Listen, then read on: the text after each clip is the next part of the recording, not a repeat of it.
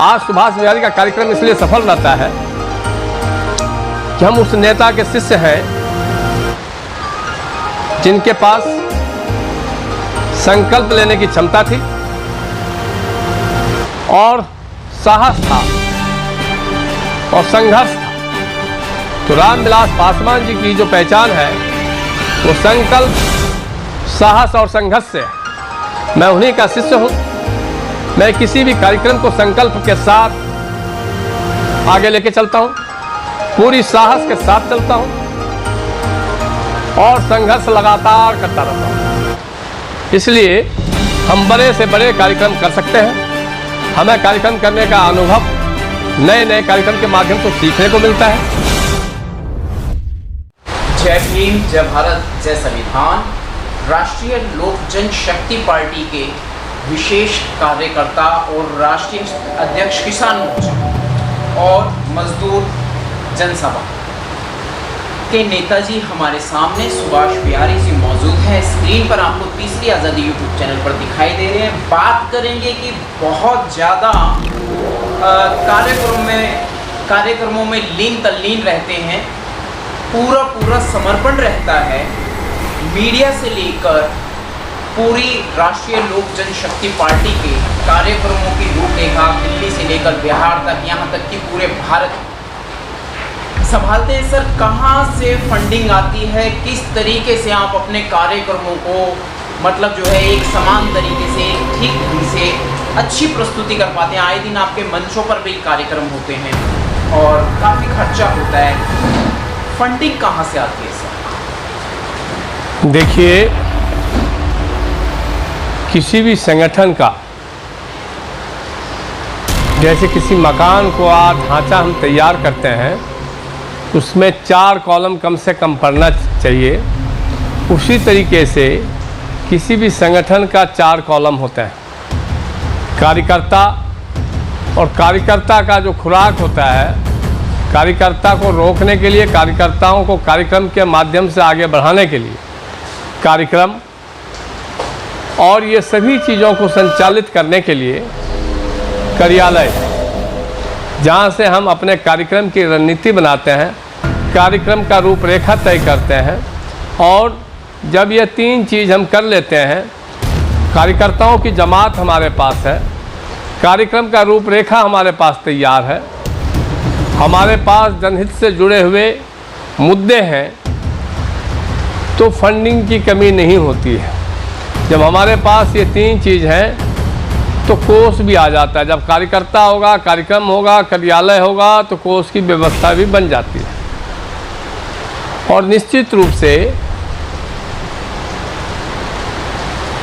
जब आप ईमानदारी से इस सभी चीज़ों को संतुलित करने के लिए, जैसे मकान के बीम को बांधते हैं, चौखट से ऊपर बीम को बांधते हैं ना, दीवार की संतुलन ठीक रहे, ठीक उसी तरीके से संगठन को संतुलित कर, कार्यकर्ताओं को संतुलित कर चलाने के लिए समझदारी, साझेदारी, जिम्मेदारी और ईमानदारी।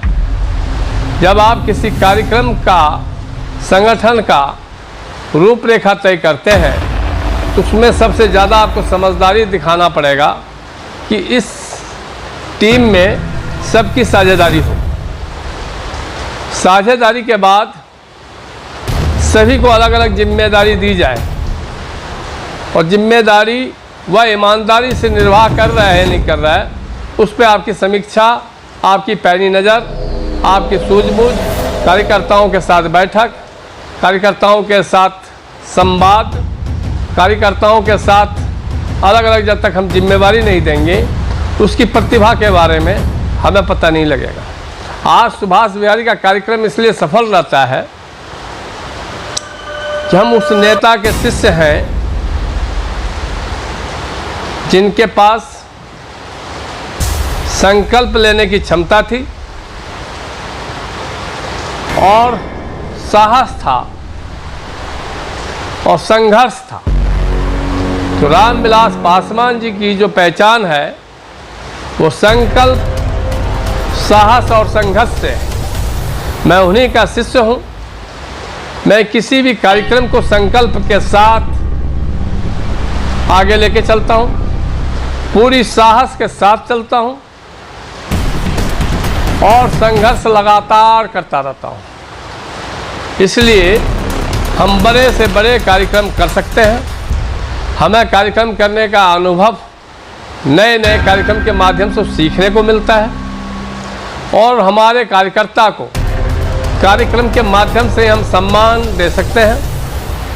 हमारी पहचान सम्मान, स्वाभिमान और समाधान। जब हम अपने कार्यकर्ताओं का सम्मान करेंगे, हम उनके स्वाभिमान की रक्षा करेंगे, तभी हम क्षेत्र की जनमानस का किसी भी समस्याओं का समाधान कर पाएंगे। ये सारी चीज़ों को लेकर के हम चलते हैं और लगातार चलते रहते हैं। संगठन में या किसी रणभूमि में, रणभूमि और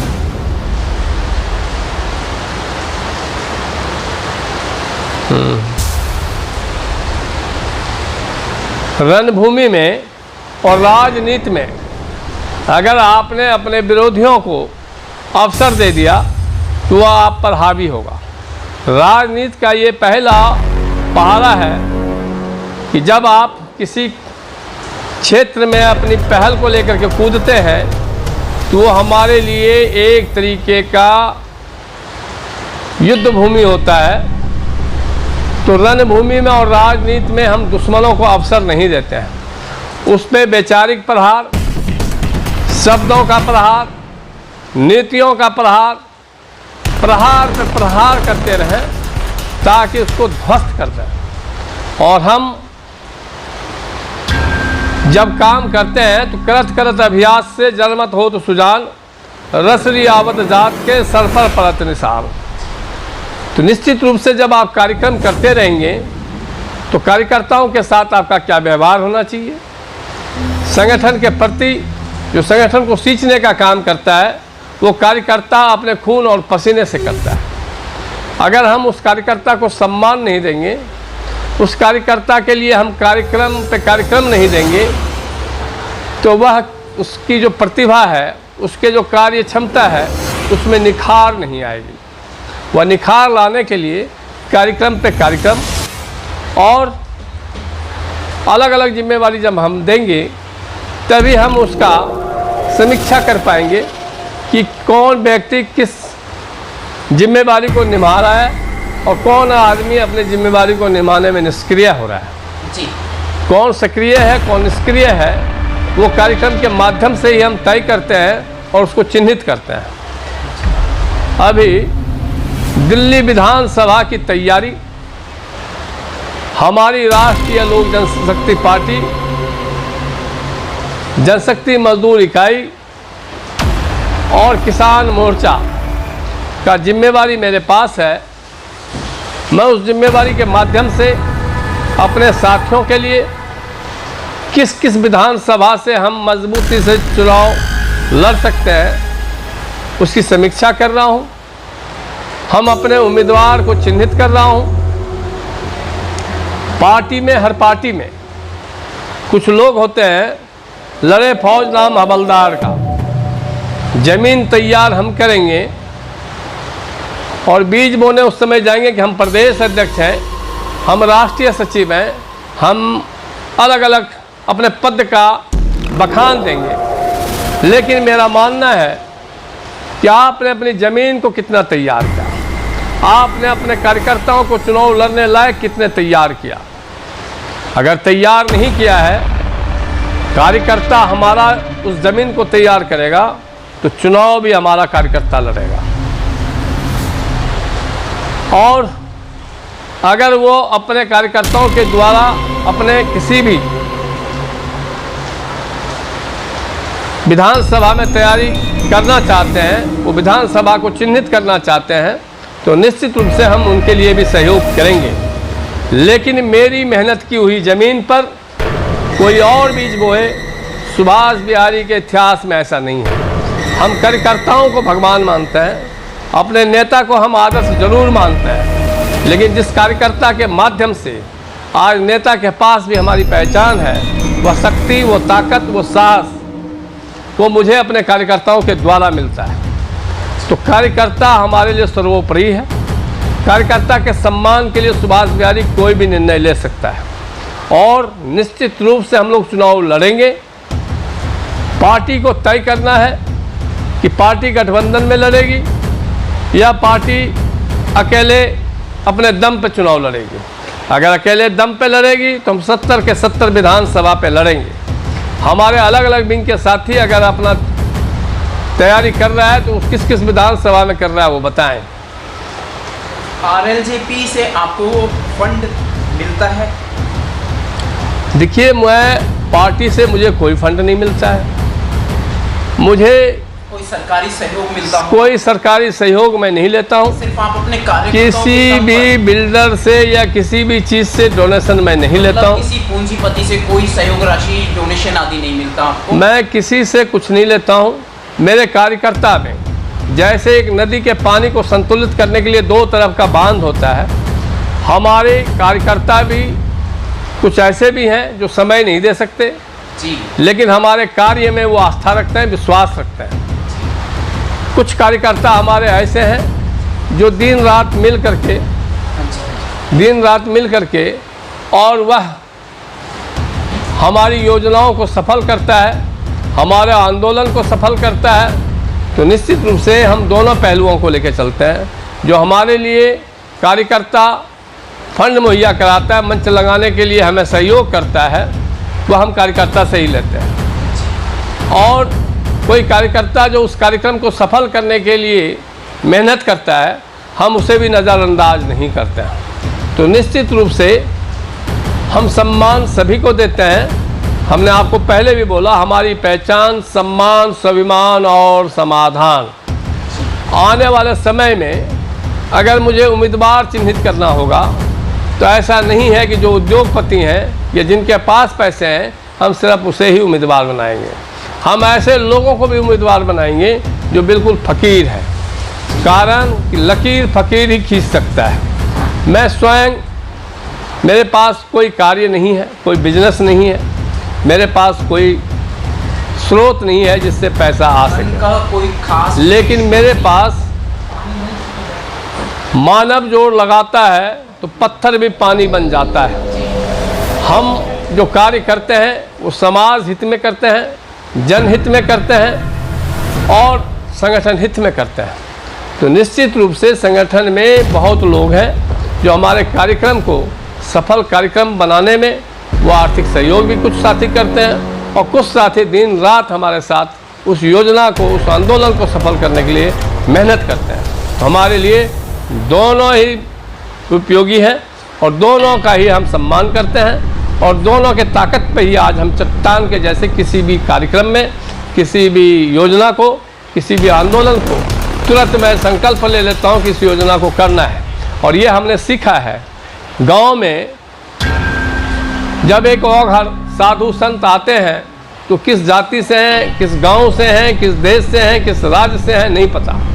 लेकिन वो गांव में जब रहते हैं तो गांव के लोग ही उन्हें भोजन भी कराते हैं, दूध भी पिलाते हैं, उनकी धुनी भी लगाते हैं, उनको गांजा भी पिलाते हैं, भांग भी पिलाते हैं। और जब बैठे बैठे वो किसी मठ का, किसी मंदिर का, किसी गुरुद्वारे का वो संकल्प ले लेते हैं कि यहाँ हम इतने बड़े यज्ञ कराएंगे, वह यज्ञ गांव के लोग मिलकर सफल और सुंदर कार्यक्रम को कर देता है। ठीक उसी सीख को लेते हुए मेरा आदर्श मेरे कर्पूरी ठाकुर है। कर्पूरी ठाकुर जी ने उस व्यवस्था में जब सत्ता परिवर्तन ला दिया, संजोग से मेरे नाम के आगे भी टाइटल में ठाकुर ही लगता है। और मैं उस नेता का शिष्य हूँ, रामविलास पासवान जी का, जिनको पहली बार विधायक अलौली से जब बनाया तो जनता ने मकई का भूजा खा के उनका प्रचार करके उनको विधायक बनाया।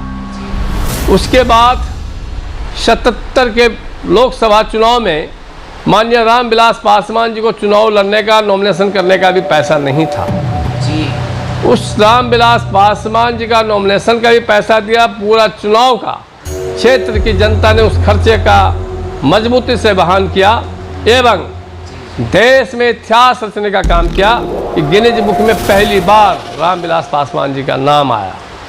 तो जनता वो ताकत है, गरीबों की सुनो, वो तुम्हारी सुनेगा। तुम 1 पैसा दोगे तो वो 10 लाख देगा। जी बिल्कुल सही है। तो सुभाष बिहारी जी का फंडिंग को लेकर ये एक संपूर्ण परिचय आपको मिला है कि उन्हें किसी पूंजीपति से, किसी पार्टी से या किसी बिजनेसमैन से कोई किसी प्रकार का फंड नहीं है, कोई स्पॉन्सर्स नहीं है, केवल जनता ही उनकी ताकत है और उनका कार्यकर्ता और जन समर्थन है। हमारी पार्टी में मुझे लगता है सबसे गरीब नेतृत्व करने वाला नेता मैं हूँ। जी बिल्कुल, मैं आपको लगातार धनहीन देख रहा हूँ। मैं बता रहा हूँ आपको जी कि मैं नेतृत्व करने वाला सबसे गरीब नेता हूँ। लेकिन मेरे नेता के द्वारा जो मैंने सीखा है, संकल्प, साहस और संघर्ष, इस मंत्र को अपनाते हुए मैं लगातार संकल्प लेता रहता हूँ, साहस के साथ लेता हूँ, लगातार संघर्ष करता रहता हूँ। और जब आप साहस और संकल्प के साथ संघर्ष करेंगे तो सफलता की सीढ़ी से आपको कोई दूर नहीं रख सकता। मेरे से बड़े कार्यक्रम, मेरे से ज़्यादा कार्यक्रम हमारी पार्टी में भी, अन्य पार्टियों में भी नहीं होते। जो जनता से जुड़े हुए समस्याओं को लेकर के मैं लगातार मुद्दे पे मुद्दे उठाता रहता हूँ, प्रश्न पे प्रश्न करता रहता हूँ।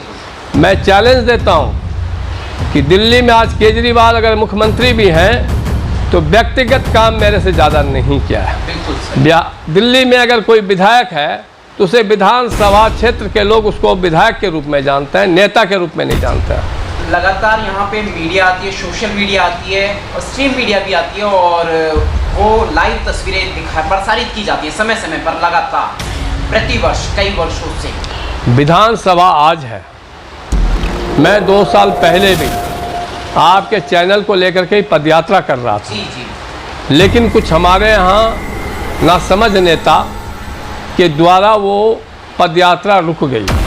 नहीं तो विधानसभा या निगम पार्षद की तैयारी जब चुनाव आता है उससे 15 दिन 20 दिन पहले हम नहीं करते हैं। विधायक बनना एक समीकरण है, कोई भी व्यक्ति बन सकता है।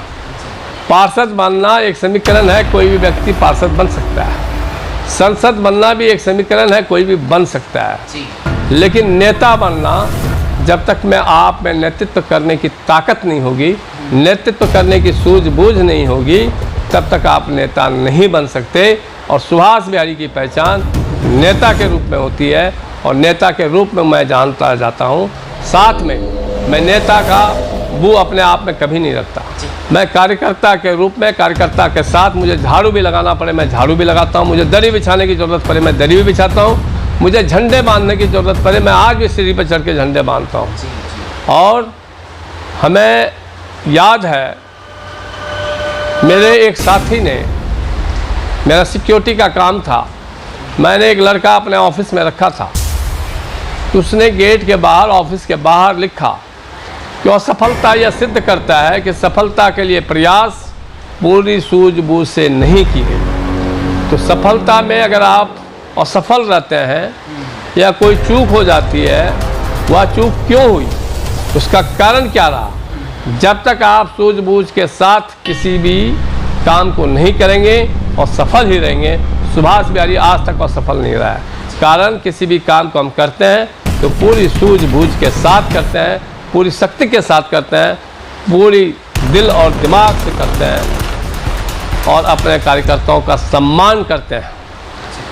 तो जब आप सम्मान करेगा, अपने समाज को अगर हम अपनापन दे दें तो अपनों का प्यार हमें मिल सकता है। अपने कर्म का छोटा सा उपहार अगर हम अपनों को दे दें तो अपनों का पूरा संसार हमें मिल सकता है। जय हिंद, जय भीम, नमो बुद्धाय।